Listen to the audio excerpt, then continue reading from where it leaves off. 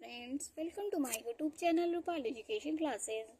आज हम मैथ्स में लेसन 1 परिमेय संख्याएं, जिसे हम इंग्लिश में रेशनल नंबर कहते हैं, हम ये पढ़ने जा रहे हैं। तो पहले आइए इनका इंट्रोडक्शन देख लेते हैं कि ये परिमेय संख्याएं होती क्या हैं।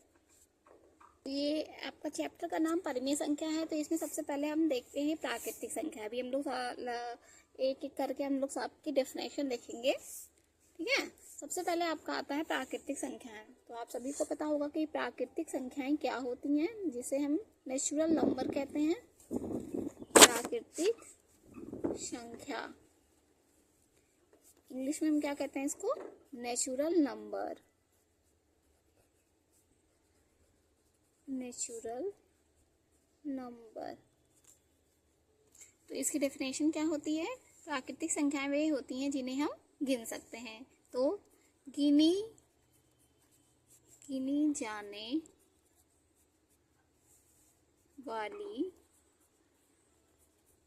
जाने वाली संख्याएं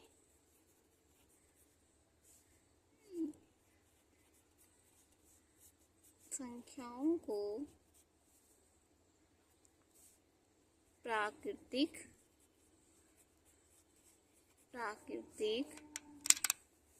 या कभी कभी इसी को क्या कह देते हैं? प्राकृतिक या प्राकृत संख्या कहते हैं। इसे कैपिटल N से प्रदर्शित करते हैं। ध्यान दीजिएगा, इसे कैपिटल N से रिप्रेजेंट करते हैं या प्रदर्शित करते हैं। Capital N for natural number, ठीक है। तो N प्राकृतिक संख्याएं आपकी कहाँ से कहाँ तक होंगी? प्राकृतिक संख्याएं गिनने योग्य संख्याएं कितनी कहाँ से होती हैं? 1 से होती हैं। तो 1 2 3 4 ऐसे ही तो काउंट करते हैं, ऐसे करके इनफाइनाइट तक। नेक्स्ट आता है होल नंबर, जिसे हम पूर्ण संख्या भी कहते हैं। पूर्ण संख्या इंग्लिश में हम इसे क्या कहते हैं? Whole number. Whole number. तो देखिए होल नंबर क्या होती हैं? तो ये इसी प्राकृतिक संख्याओं में जब आप जीरो को भी ऐड कर लेते हैं तो वो क्या हो जाती हैं? पूर्ण संख्याएं हो जाती हैं। तो पूर्ण संख्या आपसे पूछा जाए पूर्ण संख्या कहाँ से स्टार्ट होती हैं, तो आप कहेंगे 0 से स्टार्ट होती हैं। तो देखिए आपकी 2 डेफिनेशन हो गई। क्या हो गई? सबसे पहले प्राकृतिक संख्याएं। प्राकृतिक संख्या किसे कहते हैं? गिनी जाने वाली संख्याएं आपकी प्राकृतिक संख्याएं कहलाती हैं। और पूर्ण संख्याएं क्या होती हैं? यदि प्राकृतिक संख्याओं में 0 को भी ऐड कर लिया जाए तो वो क्या हो जाती हैं? पूर्ण संख्याएं हो जाती हैं। तो नेक्स्ट देखते हैं सम संख्याएं क्या होती हैं। तो आप सभी को पता होगा, आप तो स्कूल में भी पढ़ ही रहे होंगे, तो आपको बताया गया होगा कि सम संख्याएं क्या होती है। आप फिर छोटे क्लास से भी पढ़ते आ रहे होंगे। सम संख्याएं क्या होती हैं? जिसे हम इंग्लिश में इवन नंबर कहते हैं। ऐसी संख्याएं जो 2 से विभाजित हो जाती हैं। किससे? 2 से। तो आप सीधा डेफिनेशन कहेंगे, ऐसी संख्याएं जो 2 से पूर्णतः विभाजित हो जाती हैं उन्हें सम संख्याएं कहते हैं। देखिए नेक्स्ट आता है, जैसे ही सम संख्याएं हैं वैसे ही विषम संख्याएं भी होती हैं। विषम संख्याओं को हम इंग्लिश में क्या कहते हैं? ऑड नंबर कहते हैं। जो संख्याएं 2 से पूर्णतः विभाजित नहीं होती हैं उन्हें हम विषम संख्याएं कहते हैं। चलिए इसकी भी डेफिनेशन लिख लेते हैं। तो देखिए आपकी हो गई विषम संख्याएं भी। नेक्स्ट आता है आपका अभाज्य संख्या। वैसे भी रीजनिंग में मैंने शायद आपको सम संख्याएं, विषम संख्याएं, अभाज्य संख्याएं, भाज्य संख्याएं, ये सारी चीजें आपको बता रखी हैं। फिर भी चैप्टर की स्टार्टिंग है तो आपको ये सारी चीजें पता होनी चाहिए ताकि आपको कोई भी प्रॉब्लम ना हो। चलिए विषम संख्या के बाद आपकी आती है नेक्स्ट अभाज्य संख्या। आप सभी को पता होगा अभाज्य संख्या क्या होती है, और सबसे इम्पोर्टेंट इसी से सबसे ज्यादा क्वेश्चन बनते हैं। अब तो सम संख्याएं, विषम संख्याएं के बारे में सबको पता होता है। तो आपकी होती हैं अभाज्य और भाज्य संख्याएं। अभाज्य संख्याएं क्या होती हैं? जो स्वयं से कटती हैं या तो केवल 1 से ही डिवाइड होती हैं, तो उन्हें हम क्या कहते हैं? अभाज्य संख्याएं। ऐसे ही भाज्य संख्याएं भी होती हैं। भाज्य संख्याएं क्या होती हैं? जो स्वयं से कटती हैं, एक से कटती हैं और उसके अलावा कम से कम एक संख्या से और विभाजित होती हैं, तो हम उसे क्या कहते हैं? अभाज्य संख्या कहते हैं, सॉरी भाज्य संख्या। चलिए नेक्स्ट पहले हम अभाज्य संख्या की डेफिनेशन देख लेते हैं। अभाज्य संख्या सबसे इम्पोर्टेंट है। इसमें पूछता है कि सबसे छोटी अभाज्य संख्या क्या होती है, तो सब लोग मोस्टली लोग 3 पे लगा देते हैं। अब कहेंगे सबसे छोटी अभाज्य संख्या, ये तो 2 है, 2 लिखी गई है, 2 तो सम संख्या है। तो मैंने आपको डेफिनेशन पे सबसे ज्यादा ध्यान देना है, क्योंकि आपने डेफिनेशन में क्या लिख रखा है कि 1 से बड़ी वे सभी संख्याएं जो 1 से 1 के अलावा किसी अन्य संख्या से विभाजित नहीं होती हैं, जो कि या तो स्वयं से विभाजित होंगी या तो केवल 1 से विभाजित होंगी। तो आपने देखा कि 2 भी तो ऐसा है कि ये या तो स्वयं से विभाजित होगा या तो केवल 1 से विभाजित होगा, इसीलिए तो ना इसको हम अभाज्य संख्या कहेंगे। ठीक है, तो आप लोगों को कोई कंफ्यूजन नहीं होनी चाहिए, क्योंकि ये बहुत ज्यादा पूछता है और लोग गलत कर देते हैं। ठीक है, तो 2 क्या हो गई? सबसे छोटी अभाज्य संख्या आपसे पूछी जाए तो आप क्या है? तो आप कहेंगे सबसे छोटी अभाज्य संख्या 2 है। देखिए नेक्स्ट आपका क्या है? भाज्य संख्या है। तो इसकी भी डेफिनेशन ध्यान से सुनिएगा। तो भाज्य संख्याएं क्या होती हैं? जैसे अभाज्य संख्याएं होती हैं कि अभाज्य संख्याएं 1 से बड़ी संख्याएं होती हैं जो खुद से और केवल 1 से डिवाइड होती हैं। तो ऐसे ही भाज्य संख्याएं क्या होती हैं? भाज्य संख्याएं ऐसी संख्याएं जो 1 से तो बड़ी होती हैं और स्वयं तथा 1 के अलावा किसी एक अन्य संख्या से भी विभाजित होनी चाहिए, तो ही हम उन्हें भाज्य संख्याएं कहेंगे। तो चलिए इनकी डेफिनेशन भी देख लेते हैं भाज्य संख्याओं की। ठीक है, तो मतलब भाज्य संख्याएं जो स्वयं तथा 1 के अलावा किसी एक अन्य संख्या से और विभाजित होती हैं, तो उन्हें हम भाज्य संख्याएं कहते हैं। तो देखिए मैंने आपको क्या बताया, 1 से बड़ी संख्याएं जो स्वयं तथा 1 के अतिरिक्त कम से कम एक अन्य संख्या से ज्यादा भी हो सकता है, लेकिन कम से कम एक और अन्य संख्या से विभाजित होनी ही चाहिए, तो उसे ही हम क्या कहेंगे? भाज्य संख्या कहेंगे। ठीक है, तो आपसे पूछता है सबसे छोटी भाज्य संख्या क्या है, तो आप क्या कहेंगे? 4 है। 4 किससे विभाजित होती है? 1 से भी, खुद से भी विभाजित होगी और 2 से भी विभाजित होगी। ठीक है, इसलिए सबसे पहले भाज्य संख्या में किसका नाम आता है? 4 का आता है। ऐसे तो 6 आपका 2 से भी कट जाएगा, 3 से भी कट जाएगा।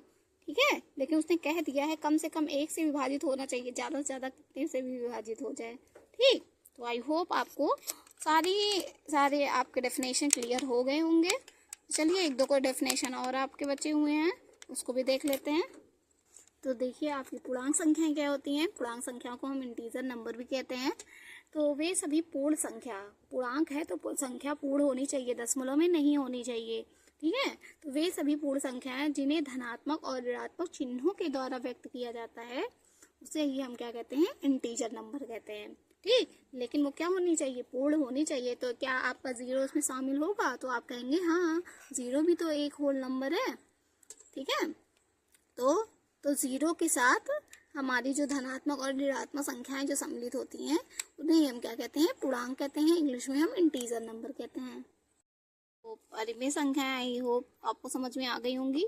परिमेय संख्याओं को हम किस में रखते हैं? p/q के फॉर्म में रखते हैं, लेकिन q का मान कभी भी 0 नहीं होना चाहिए, तभी वो क्या होगा? परिमेय संख्या होगा। तो अपरिमेय संख्याएं क्या होती हैं? देखिए ऐसी संख्याएं जो p/q के रूप में नहीं लिखी जा सकती हैं, तो ये पूर्ण वर्ग के रूप में नहीं होती हैं। ठीक है, अगर वैसे ज्यादा इसकी पहचान होती है, सबसे पहले अपरिमेय संख्या आपसे पूछा जाता है तो आप कहेंगे सीधा पाई। ऑप्शन में ये दिया ही रहता है कि इनमें से कौन अपरिमेय संख्या है, तो सबसे पहले आप क्या बता देंगे? पाई। इसको हम क्या पढ़ते हैं? पाई पढ़ते हैं। ठीक है, पाई अपरिमेय संख्या है। इसके अलावा जो भी अंडर रूट के अंदर, मैंने लिख दिया ना, या जो भी अंडर रूट के अंदर, जिसे हम वर्गमूल का साइन बोलते हैं ना, जिसे हम अंडर रूट के अंदर रखते हैं, लेकिन अंडर रूट के अंदर जो लिखा हुआ है, जो संख्या लिखी गई है, वो क्या होना चाहिए? पूर्ण वर्ग नहीं होना चाहिए। जैसे कि अंडर रूट के अंदर 2 लिखा है, तो 2 पूर्ण वर्ग संख्या नहीं है, है ना? पूर्ण वर्ग संख्या आप अभी चैप्टर में पढ़ेंगे कि वर्ग और वर्गमूल, जिसका वर्गमूल आप निकाल सकेंगे वो क्या होती हैं? अपरिमेय संख्याएं नहीं होंगी, भले ही हम उनको अंडर रूट के अंदर रखेंगे। जैसे अगर हम यहीं पे अंडर, हमने कह रहा है, हम क्या कह रहे हैं? ये अंडर रूट के अंदर होनी चाहिए लेकिन पूर्ण वर्ग नहीं होनी चाहिए। तो हम अंडर रूट लगा करके अगर हम 4 लिख रहे हैं तो आपको पता है कि 4 क्या है, पूर्ण वर्ग संख्या है, इसलिए ये क्या होगी, अपरिमेय संख्या नहीं होगी, भले ही ये अंडर रूट के अंदर लिखी गई है। ठीक है, तो आप लोग बिल्कुल कंफ्यूज मत होना कि जब अगर हम अंडर रूट के अंदर देखें तो फटाक से हम उसको अपरिमेय संख्या लगा दें। ठीक, तो आप ऐसी गलती मत करिएगा। लेकिन आपको ये भी ध्यान देना है कि अगर अंडर रूट के अंदर जो संख्या लिखी गई है वो पूर्ण वर्ग संख्या नहीं है तो हम फटाक से आंसर क्या टिक करेंगे, अपरिमेय संख्या। तो मोस्टली तो आपके केस में आपके लेवल के हिसाब से सबसे पहले ये पाई ही आ जाता है कि इनमें से कौन अपरिमेय संख्या है, तो आप फटाक से पाई पे साइन टिक कर देंगे। ठीक, अगर पाई ऑप्शन में नहीं है तो आप ध्यान देंगे कि कोई संख्या ऐसी है जो अंडर रूट के अंदर लिखी गई है लेकिन वो पूर्ण वर्ग संख्या नहीं है। तो अगर पूर्ण वर्ग संख्या नहीं है तो हम फटाक से उसको आंसर कर देंगे, क्या है वो, अपरिमेय संख्या है। ठीक, आई होप आपको मेरी बातें क्लियर हो गई होंगी, क्योंकि मैंने एग्जाम्पल भी दे दिया है कि अगर अंडर रूट के अंदर कोई भी पूर्ण वर्ग संख्या होगी तो वो अपरिमेय संख्या नहीं हो सकेगी, क्योंकि अंडर रूट 4 का अगर हम 4 का अंडर रूट करेंगे तो ये क्या हो जाएगी, ये तो 2 बन गया। तो ये ठीक है, तो ये तो परिमेय संख्या बन गई। ठीक, आपको तो अपरिमेय संख्या बतानी है ना। परिमेय संख्या कैसे हो गई, क्योंकि 2 को हम P/Q के फॉर्म में लिख सकते हैं, 2/1 लिख सकते हैं ना, इसीलिए क्या हो गई, ये परिमेय संख्या हो गई। कोई भी नंबर अगर अकेला लिखा है तो हम उसको बाई 1 लिख सकते हैं। ठीक है, इसलिए कि इसको हम क्या मानते हैं, परिमेय संख्या मानते हैं। ठीक, आई होप आपको ये बातें क्लियर हो गई होंगी। नेक्स्ट आजकल सबसे ज्यादा पूछा जाने लगा है सह अभाज्य संख्या। सह का मतलब होता है 7। ठीक, 2 या 2 से अधिक वे प्राकृतिक संख्या है जिनका मासा 1 हो। तो मासा आप करके देखेंगे, है ना। तो आपको, लेकिन अगर आपको डेफिनेशन क्लियर है तो आप फटाक से उसको आंसर कर लेंगे। तो इनमें से कौन सी सहअभाज्य संख्या है, तो आपको डेफिनेशन पता होना चाहिए कि 2 या 2 से अधिक वे प्राकृतिक संख्या है जिनका मासा केवल 1 हो। सह का मतलब होता है साथ साथ होनी चाहिए। 2 या 2 से अधिक प्राकृतिक संख्याएं होनी चाहिए लेकिन वो साथ साथ हो और उनका मासा क्या हो, 1 हो। तो मासा निकालना आप सभी को आता होगा। तो 2 और 3 का मासा 1 आएगा, 5 और 9 का मासा 1 आएगा। ऐसी 2 संख्या ले लीजिएगा, 2 पेयर ले लीजिएगा।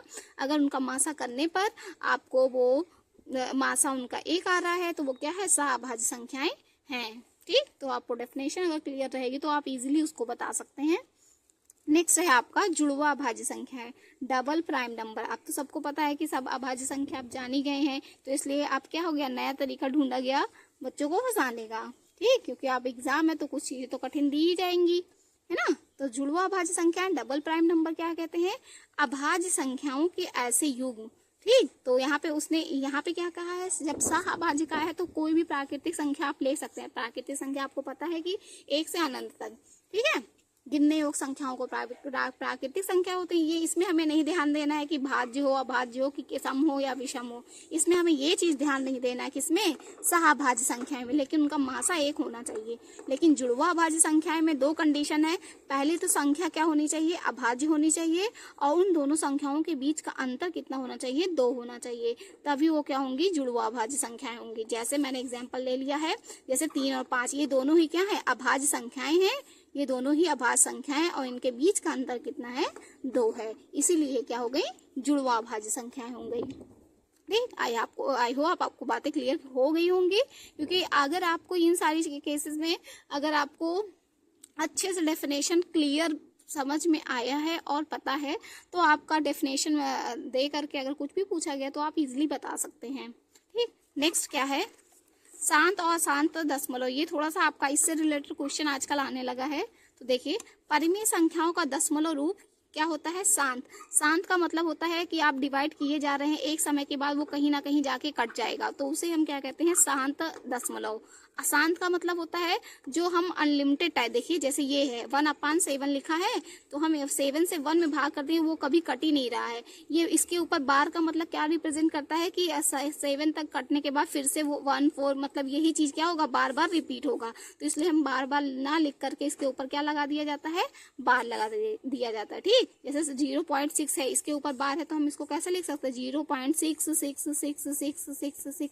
कई बार हम नहीं लिखते हैं, इसीलिए उसके ऊपर लगा देते हैं, बार लगा देते हैं कि वो संख्या बार बार रिपीटेड हो रही है। ठीक, तो आई होप आपको ये बातें भी समझ में आ गई होंगी।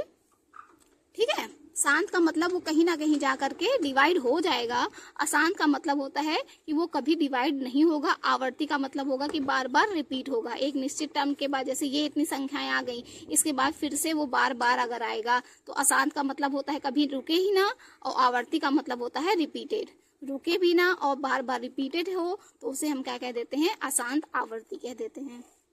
तो देखिए एक ट्रिक है, कभी कभी आपको पूछ लेता है क्वेश्चन में कि इसका दशमलव प्रसार शांत होगा कि अशांत होगा।